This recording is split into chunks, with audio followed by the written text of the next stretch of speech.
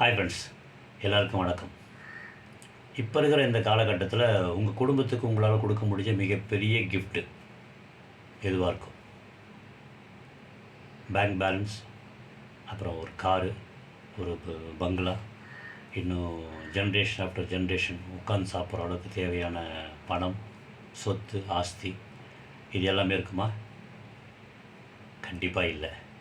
ஏன்னா உங்களுக்கே தெரியும், இது எல்லாத்த விட இப்போ இருக்கிற சுச்சுவேஷனில் உங்கள் குடும்பத்துக்கு உங்களால் கொடுக்க முடியும், நீங்கள் கொடுக்க வேண்டிய மிகப்பெரிய கிஃப்ட்டு என்னென்னா உங்களுடைய சுய ஆரோக்கியம் மட்டும்தான்.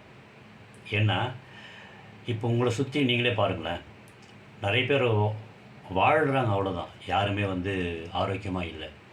மருந்து மாத்திரையோட உதவி இல்லாமல் இன்றைக்கி பெரும்பாலும் யாருமே இல்லை. 3 வேளையுமே சாப்பிட்றதுக்கு முன்னாடி, சாப்பிட்றதுக்கு பின்னாடி ஏதோ ஒரு மருந்து மாத்திரை போட்டுக்கிட்டே தான் இருக்கிறாங்க. ஸோ அதை போட்டுக்கிட்டு அவனுடைய வாழ்க்கைன்ற ஒரு சக்கரத்தை தள்ளிக்கிட்டே இருக்கிறாங்களே தவிர யாருமே ஆரோக்கியமாக இல்லை. இது உங்களுக்கு நல்லாவே தெரிஞ்ச ஒரு விஷயம் தான். ஈவன் நீங்களே கூட அந்த மாதிரி ஏதாவது டேப்லெட் சாப்பிட்ற ஒரு நபரோட நீங்கள் இருக்கலாம் உங்களுடைய ஹெல்த் கண்டிஷனால். ஸோ இப்போ இந்த காலகட்டத்தில் உங்கள் குடும்பத்துக்கு நீங்கள் கொடுக்க வேண்டிய மிகப்பெரிய கிஃப்ட் எதுனா உங்களோட சுய ஆரோக்கியம் மட்டும்தான். நீங்கள் ஒரே ஒரு நபர் சுய ஆரோக்கியமாக இல்லை அப்படின்னா அந்த குடும்பத்துடைய மொத்த சந்தோஷமும் போயிடும். பணம் வீணாகும், நேரம் வீணாகும். அதுவும் குறிப்பாக அடுத்தவங்களுடைய பணத்தோடமும் நம்ம வீணாக்கணும், திருப்பி கொடுத்துடலாம். ஆனால் அடுத்தவங்களுடைய நேரத்தை நம்ம வீணாக்கணும்னா நம்மளால் அவங்களுடைய நேரம் வீணாகுது, அதை நம்மளால் திருப்பி கொடுக்கவே முடியாது. எவ்வளோ பெரிய இழப்பு தெரியுமா அவங்களுக்கு?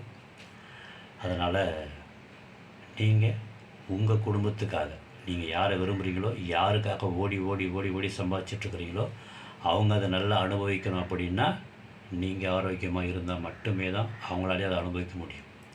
நீங்கள் உடம்பை கெடுத்துக்கிட்டு எவ்வளோ சம்பாதிச்சு எவ்வளோ சேர்த்து வச்சுருந்தாலும் நாளைக்கு அது எல்லாத்தையுமே ஈவன் அதோட அதிகமாக அவங்க செலவு பண்ணி நம்மளோட ஆரோக்கியத்தை மீட்டெடுத்து முயற்சி பண்ணுற மாதிரி ஆகிடும்.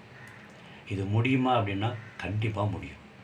அதுக்கு ஒரே விஷயம் தான் செய்யணும், நம்பிக்கை. ஃபஸ்ட்டு நம்பணும். கிரிக்கெட்டில் ஒன் டே கிரிக்கெட் ஸ்டார்ட் பண்ணி 39 வருஷம் வரைக்கும் டபுள் செஞ்சுரி யாரும் அடிக்கவே இல்லை. ஏன்னா யாரும் நம்பலை. ஆனால் முதல்ல சச்சின் டெண்டுல்கர் அடித்தார். 39 வருஷம் கழித்து அவர் அடித்ததுக்கு அப்புறமா இன்றைக்கி டபுள் செஞ்சுரி அடித்தவங்க லிஸ்ட்டு பார்த்திங்கன்னா நிறைய பேர் இருக்கிறாங்க. கிரிக்கெட் நிறைய பேர் இருந்தாலுமே யாருக்கெல்லாம் டபுள் செஞ்சுரி அடிக்கணும்னு யாரெல்லாம் விரும்புகிறாங்களோ அவங்க எல்லாருக்குமே இன்ஸ்பிரேஷன் யாராக இருக்குன்னா இப்போ ஃபஸ்ட்டு சச்சினும் அதுக்கப்புறம் அடித்தவங்களாம் தான். அதே மாதிரி தான் நம்மளை சுற்றி எல்லோரும் இருக்கிறாங்க. எல்லோரும் மருந்து மாத்திரை ஹாஸ்பிட்டல் போயிட்டு தான் இருக்கிறாங்க. அப்போ நானும் அப்படி தான் இருப்பேன் நானும் அப்படின்லாம் இல்லாமல் நீங்கள் நம்பணும். உங்களால் ஆரோக்கியமாக இருக்க முடியுன்றது நீங்கள் நம்பி அந்த மாதிரி யாரெல்லாம் உங்களை சுற்றி இருக்கிறவங்க யார் ஆரோக்கியமாக இருக்கிறாங்களோ அவங்கள பார்த்து நீங்களும் கற்றுக்கிட்டு ப்ராக்டிஸ் பண்ண ஆரம்பிச்சிங்கன்னா கண்டிப்பாக நீங்கள் ஆரோக்கியமாக இருப்பீங்க.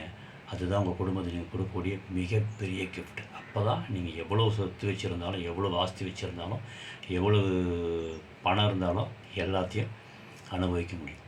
ஈவன் ஸ்டீவ் ஜாப்ஸ் கதை உங்கள் எல்லாருமே தெரிஞ்சிருக்கும். கடைசி காலத்தில் அவர் என்ன சொல்லி என்கிட்ட இருக்கிற சொத்து எல்லாத்தையும் கூட கொடுக்குறான்னா நான் என் உடம்பை நான் பார்த்துக்க மறந்துட்டேன் அப்படின்னு சொன்னார். ஸோ உடம்பு பார்த்துக்கோங்க, ஆரோக்கியமாக இருங்க. பாய், டேக் கேர்.